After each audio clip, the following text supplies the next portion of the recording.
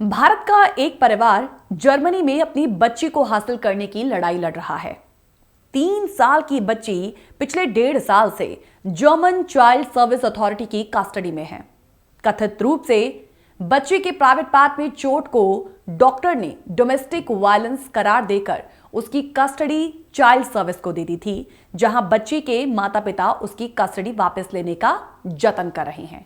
वो हाल ही में मुंबई लौटे हैं और एक प्रेस कॉन्फ्रेंस में प्रधानमंत्री नरेंद्र मोदी से उन्होंने हस्तक्षेप की अपील भी की है।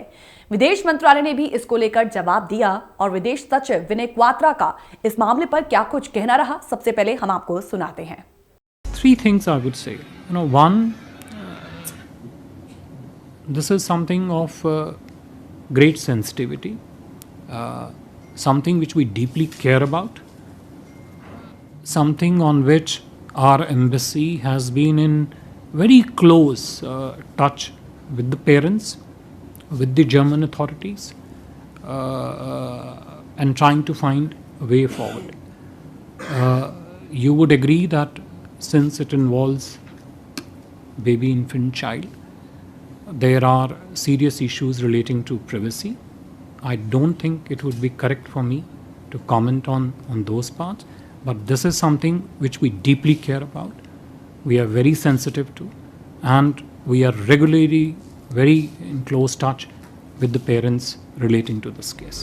आपने विदेश सचिव विनय क्वात्रा को फिलहाल सुना, यानी कि सरकार की तरफ से पुरजोर कोशिश की जा रही है कि जर्मन से फिलहाल बच्चे की जो कस्टडी है वो तुरंत माता पिता तक पहुंचा दी जाए। जैसा कि हमने आपको बताया कि इस वक्त पेरेंट जो हैं वो मुंबई में हैं और मुंबई में प्रेस कॉन्फ्रेंस में बच्चे की मां ने इसको लेकर पूरी जानकारी दी कि किस तरीके से ये पूरा मामला जो है, पूरा जो उनका एक संघर्ष है वो शुरू हुआ। सितंबर 2021 की वो बात है जब उनकी बेटी को जर्मन चाइल्ड सर्विस उठाकर ले गई। गलती से उसके प्राइवेट पार्ट में चोट लग गई थी और वो उसे डॉक्टर के पास ले गए थे। डॉक्टर ने उन्हें यह कहकर वापस भेज दिया कि वो ठीक थी। फिर भी उनके पेरेंट्स रूटीन चेकअप के लिए गए और डॉक्टर ने उनकी बेटी को फिर से ठीक बताया, लेकिन डॉक्टर ने इस बार चाइल्ड सर्विस को बुला लिया और उन्हें उनकी बेटी की कस्टडी दे दी। बच्चे की मां बताती हैं कि हमें बाद में पता चला कि उस चोट को लेकर डॉक्टर को यौन शोषण का शक था। बच्चे के पिता ने कहा कि इतना सब होने के बाद हमने सोचा कि हमारी लड़की हमारे साथ वापस आ जाएगी, लेकिन जर्मन चाइल्ड सर्विसेज ने हमारे खिलाफ कस्टडी खत्म करने का मामला खोल दिया और इसके लिए हम कोर्ट भी गए और कोर्ट ने हमें पेरेंट एबिलिटी रिपोर्ट पेश करने को कहा, जो हमने 1.5 पेज की रिपोर्ट सौंपी और इस दौरान साइकोलॉजिस्ट ने हमसे 12 घंटे पूछताछ की, बातचीत की और उसी के बेसिस पर रिपोर्ट तैयार की गई। अभिभावक बताते हैं कि हमें रिपोर्ट मिलने के बाद टेस्ट की अगली तारीख दी गई। रिपोर्ट में सुझाव दिया गया कि माता पिता और बच्चे के बीच जो बॉन्ड है वो बहुत मजबूत है और बच्चे को उन्हें लौटा देना चाहिए, लेकिन उन्हें यह नहीं पता था कि बच्चे को पाले कैसे।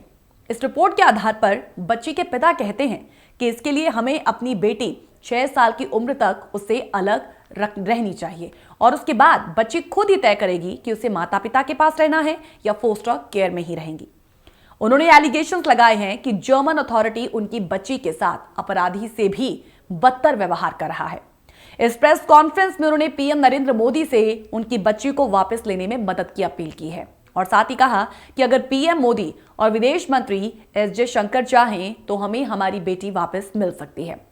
अब देखिए, सवाल यहां पर यह है कि ये जो पूरा माजरा है, अभी हाल ही में रानी मुखर्जी की एक मूवी भी आई थी मिसेस चैटर्जी वर्सेस नॉर्वे में, उसमें भी ये असल कहानी, दरअसल 12 साल पहले की कहानी क्या थी वो सामने आई है और उसके बाद ये एक अहम सवाल बन गया कि जिस तरीके से इंडियंस बाहर जाते हैं और ऐसे केसेस निकलकर सामने आते हैं, ये सिर्फ इंडियन मामलों की ही बात नहीं कर रहे हैं। हम किसी और देश के जब कहीं परिवार किसी दूसरी कंट्री में जाकर बसता है तो वहां के जो कानून होते हैं वो कुछ अलग होते हैं, लेकिन देखा जा रहा है कि जब इस तरीके के मामलों में बढ़ते केसेस को देखा जा रहा है तो एक सवाल ये उठता है कि सेफ्टी की आड़ में कहीं ना कहीं बच्चों को माता पिता से विदेशी सरकारें छीन रही हैं, लेकिन ऐसा हो क्यों रहा है?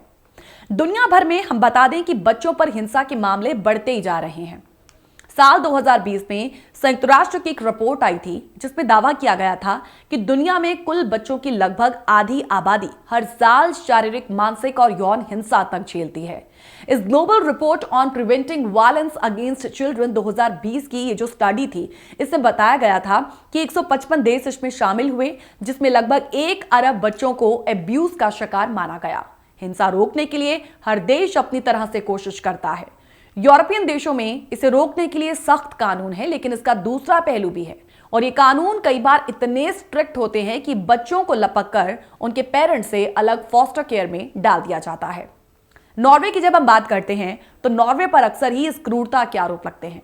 वहां की चाइल्ड वेलफेयर एजेंसी को बेनवेट कहते हैं, कि जिसका मतलब है कि बच्चों की सुरक्षा एजेंसी को पूरे कानूनी हक है कि वो संदेह के आधार पर भी फैसला ले सके। जब भी एजेंसी को लगता है कि कोई माता पिता बच्चे की अनदेखी कर रहे हैं या उनके साथ किसी तरह की हिंसा हो रही है, तो वो तुरंत एक्शन में आती है। किसी तरह का सवाल जवाब या सफाई नहीं मांगी जाती, बल्कि बच्चे को तपाक से उठाकर फॉस्टर केयर या किसी वेलफेयर संस्था को भेज दिया जाता है। एशियाई देशों को छोड़कर यही कायदा जो है वो ज्यादातर देशों में है, फिर चाहे वो नॉर्वे की सरकार हो या कोई और, लेकिन यहां पर नॉर्वे हमेशा कटघरे में रहता ही है। कई संस्थाएं इस बात पर नजर रखती हैं कि कौन सा देश बाल सुरक्षा पर कैसा काम कर रहा है।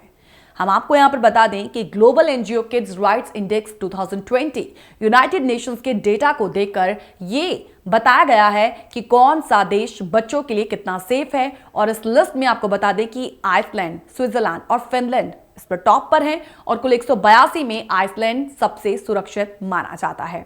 जब हम भारत की बात करते हैं तो भारत में बच्चों की सुरक्षा और विकास तय करने के लिए कई एजेंसीज हैं। इंडिया चाइल्ड वेलबींग रिपोर्ट 2021 ने देश के सभी स्टेट्स को देखने के बाद यह माना कि केरल चाइल्ड सेफ्टी के मामले में सबसे ऊपर है और वहीं मेघालय इस मामले में सबसे खराब देश माना गया है।